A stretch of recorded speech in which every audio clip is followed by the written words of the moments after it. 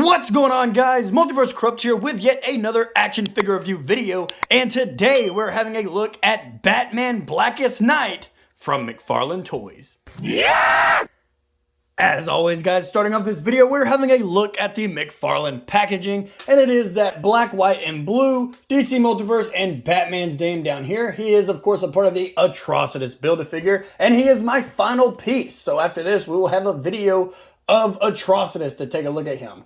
Going over here to the side, guys, we see it says Batman from Blackest Night, and then flipping over here to the back is the image of Atrocious and, of course, the Build-A-Figure pieces. And if this was number 1 of the wave, and it is the arm. So number 1 for the wave, but final 1 for me.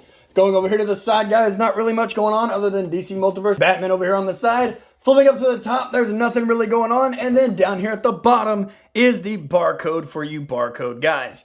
With all that said, guys, let's go ahead and rip Batman out of the packaging and see how he looks. Yeah! As a child, Bruce Wayne watched as his parents were brutally killed in Gotham City's crime alley. Traumatized by their deaths, he devoted his life to becoming the world's greatest weapon against crime, the Batman. During the Blackest Night, the Black Hand uses his powers over the Black Lantern rings to raise the dead and unleash his army of Black Lanterns on the universe. Among those resurrected is Bruce Wayne, aka Batman, who had been recently slain by Darkseid. Yeah! So right here, guys, is Batman standing on the rotating turntable, and I think he looks absolutely fantastic. With my first-hand impressions, there is literally nothing wrong with this figure from what I can see so far. But that may change when we dive right into it. With all that said, though, guys, let's go ahead and get Batman off of the rotating turntable and see the accessories that he comes with. Yeah!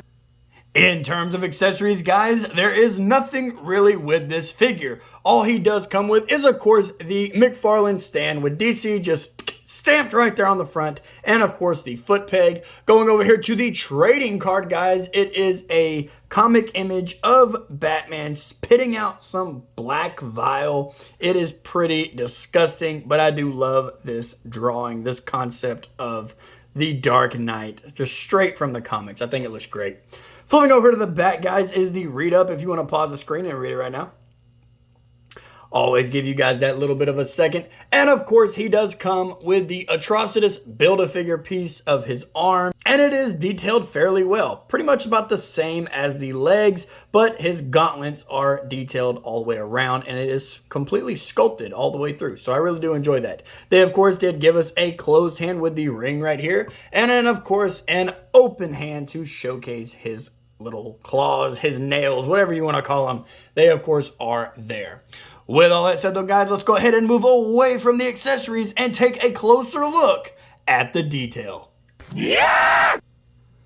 Now, when it comes to detail, guys, looking at this Batman, I think he is sculpted to the nines, but I do have some gripes in terms of paint. Starting off, of course, is the head sculpt, and I think they did a fantastic job. I will say his teeth are the exact same color of his skin. So for the skin, me personally, I would have went with a brighter color, if you will, or even just make his teeth black, being that in this picture here, he does have that black gunk coming out of his mouth. So just something a little different, but it just looks like they gave him the exact same paint and in terms of teeth and skin. But going into the mouth, guys, be a little dentist here for figures.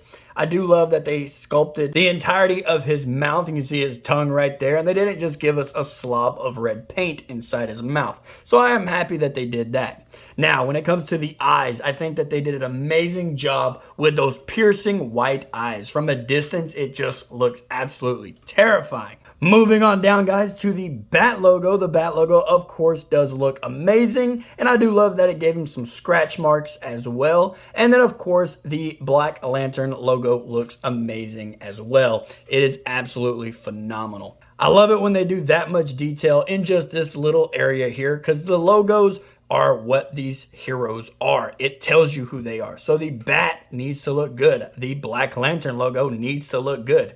I will say there is a slight chip inside of there, but it doesn't really bother me that much, especially from a distance. You can't really see it. But on the off chance it does start to bother me, I do have white paint, and I'll just put a little right there and cover it up. Flipping back here to the cape now, guys, looking at the little shoulder spikes, I'm not sure if it was supposed to be standing or curved in. I know in some images they are curved like so, but I'm not really sure what they were going for. Whether it's both of them to bend or this one just got stuck in the package, I'm not 100%, but it doesn't bother me. He's not alive, he's an undead man, so I don't think he should care, so I don't think I should care. Going down here to the rest of the cape though, guys, I think this is one of the best capes that McFarlane has done. They gave him just the right amount of wrinkles and not a lot of weight. If you have the Arkham Knight Batsuit, you know that figure's cape is sculpted beyond belief, but it is incredibly heavy, so it makes it almost impossible to make that figure stand. But this one is that soft little plastic. You can crush it and do whatever you want with it, and it is very, very thin. So it is not a hindrance to Batman standing. Now, the parts that I have of the cape that are really my gripes is, of course, the tatter. I really would love some like holes or at least some longer splits within the cape.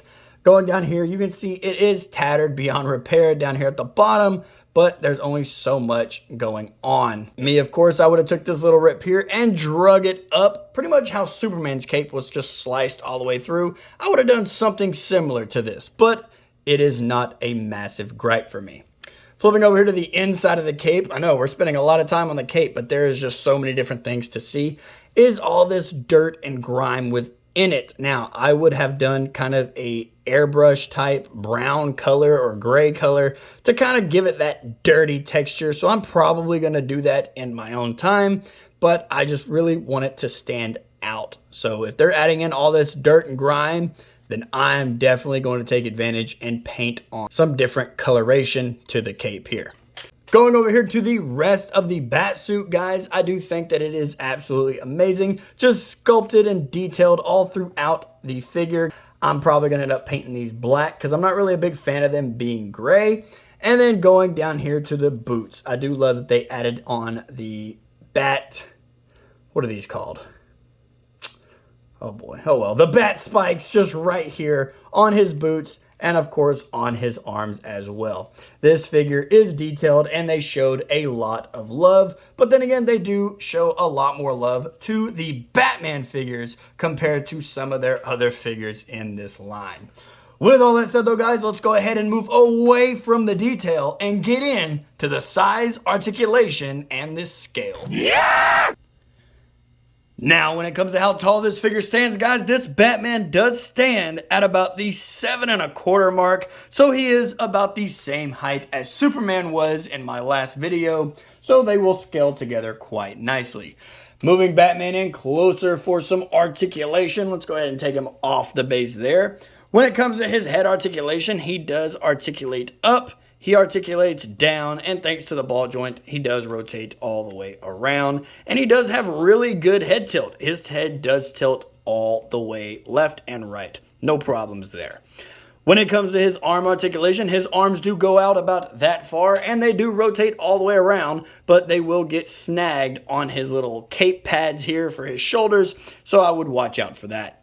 When it comes to bicep swivel, guys, his bicep does rotate all the way around and has a double hinged elbow as well. And his wrists are on the wrist and hinge peg, so they rotate all the way around and hinge up and down.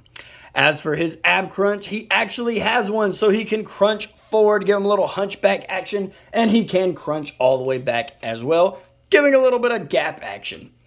Going on here to his waist does rotate all the way around. Oh, his ab crunch out rotates for him as well too. So I did not realize that was going to happen. That's actually fairly loose and easy to do. Going over here to his waist though, guys, his waist is a lot more stubborn, but it does rotate all the way around as well. And his legs do kick out about that far. They kick back about that far. And he does have double hinged knees. And his ankle articulation, he goes down, he goes up, he has toe articulation, and of course, he has ankle pivot. Yeah! Starting off the size comparison, guys, here we have Batman sized up with Deathstorm and Blackest Night Superman, and they do scale together perfectly, so no gripes in this wave with the size comparison. Yeah! Right here, guys, we have the Blackest Night Batman scaled up next to one of my custom McFarlane Batman, and he does stand a little bit taller, but I would say that this works. This is nice to see a little multiverse contrast here. Yeah! Right here, guys, is the NECA Toys Alpha Predator next to the Blackest Night Batman, just towering over him, but I do think that it works. Yeah! And yet, of course, last but not least, here we have Marvel Legends Mr. Fantastic from the Fantastic Four standing next to the Blackest Night Batman, and yet again, does not work. Yeah! Alrighty, guys, and there you have it. Another action figure review video in the books on my channel for you guys to enjoy. When it comes to my review on this figure, guys, I'm going to give Blackest Night Batman a solid 9.5 out of 10. I really do love how much detail they put into this figure. I really wanted to give him the 10 out of 10, but due to him missing accessories, I just couldn't bring myself to do it. I understand there really isn't as much accessories you could do for a zombified figure like this, but you know, just a little bit of different hands, maybe some different grabbing hands, a different head sculpt with not the mouth being wide open like this. There's only so many poses you can get him in for pictures when his mouth is just gaping open in a constant screech. With all that said though, guys, if you did enjoy this video, go ahead and smack the like button and hit subscribe if you haven't already. Leave me a comment down in the comment section below. I really do love interacting with you guys. And I will see you in the next video. Later.